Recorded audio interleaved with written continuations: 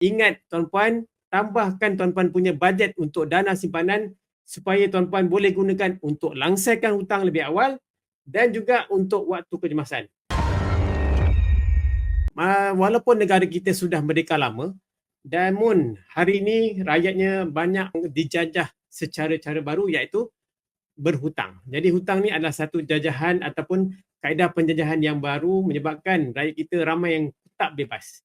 Ramai yang antara kita yang ada hutang, dan hutang kita boleh bagikan kepada dua kategori. Yang pertama kita panggil hutang yang baik, iaitu hutang yang boleh menjana pendapatan sekiranya kita buat loan hartanah yang kita gunakan sebagai untuk kita buat rumah sewa. Jadi kita dapat duit sewa tu kita panggil pendapatan pasif.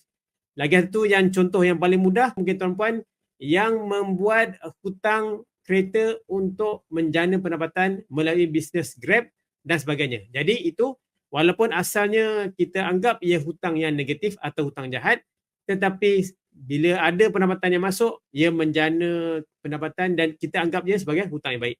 Jadi hutang yang jahat ialah hutang yang tidak menjana pendapatan. Sebagai contoh, rumah yang kita beli, kita hanya duduk sendiri. Ataupun kereta yang kita beli hanya untuk kegunaan kita sendiri tanpa menjana apa-apa pendapatan. Ramai yang ada hutang kad kredit dan tidak tahu cara betul orang kata ideal untuk menguruskannya dan akhirnya terjebak dengan berhutang. Pun rakyat Malaysia berhutang hari ini dengan kad kredit berpunca daripada perbelanjaan melebihi pendapatan ataupun gaya hidup terlalu tinggi. Jadi pada hari ini kita dapati ramai yang terbelenggu dengan hutang, terperangkap dan akhirnya depres, stres dan sebagainya. Jadi hari ini saya nak berkongsi dengan tuan-puan cara macam mana kita nak merdeka daripada hutang dengan efektif. Saya kongsikan 3 cara. Pertama sekali kita kena lihat semula bajet tuan-puan. Bila dapat gaji, macam mana tuan-puan belanjakan, apakah allocation yang tuan-puan buat. Selalunya bila awal tahun ataupun waktu kenaikan gaji dan pangkat, tuan-puan biasanya ada bajet yang tersendiri.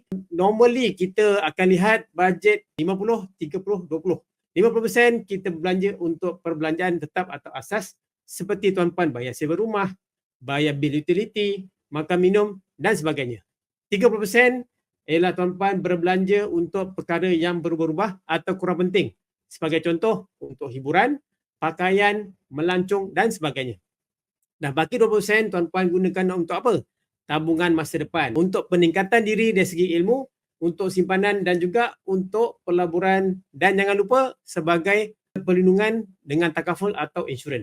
Tetapi kalau katakan 50, 30, 20 tidak boleh membantu tuan-puan untuk mengurangkan hutang ataupun manage hutang tuan-puan dengan baik, mungkin tuan-puan kena adjust kepada 40, 30, 30. Maksudnya perbelanjaan tetap tu mungkin diturunkan sedikit, belanja ubah-ubah tu mungkin maintain ataupun turun, tetapi bahagian simpanan ataupun untuk tabungan masa depan ditambah baik. Tetapi pastikan tuan-puan ubah sesuai ikut kepada kemampuan tuan-puan. Perkara yang kedua yang patut tuan-puan boleh buat atau boleh amalkan ialah tingkatkan pendapatan. Kalau belanja tak boleh nak kurang, kita naikkan pendapatan. Tuan-puan boleh buat kerja secara online part time. Sebagai contoh, tuan-tuan kalau ada kemahiran untuk graphic design, video editing, coding, reselling dan sebagainya. Hari ini banyak platform yang menyediakan tuan-puan untuk tambah income atau buat kedai secara online yang perlukan modal yang kecil. Paling tidak pun tuan-puan boleh buka satu kedai di PG Mall. Jadi boleh jana pendapatan, sambil-sambil tu kita menambah simpanan emas. Bila tuan-puan sudah ada belanja orang kata pendapatan tambahan, ingat tuan-puan tambahkan tuan-puan punya bajet untuk dana simpanan supaya tuan-puan boleh gunakan untuk langsaikan hutang lebih awal dan juga untuk waktu kecemasan. Jangan pula pergi tambah hutang yang baru. Dan kalau katakan tuan-puan tidak mampu menyimpan, duit dah simpanan dah banyak ni, hutang dah habis, rasa takut untuk orang kata dibelanjakan ataupun takut kita terboros dan sebagainya, tuan-puan convert saja dalam bentuk emas. Ingat tuan-puan perbelanjaan yang kita nak gunakan 2 tahun ke bawah, simpan dalam bentuk tunai. Perbelanjaan yang kita gunakan 2 tahun ke atas, kita boleh convert pada emas supaya ia lebih bertahan lama dan ia tidak mudah bocor. Merdeka kewangan bermaksud pendapatan pasif melebihi pendapatan kita, kita bebas hutang. Rancang kewangan, ubah kehidupan kita. InsyaAllah kita mampu mengubahnya.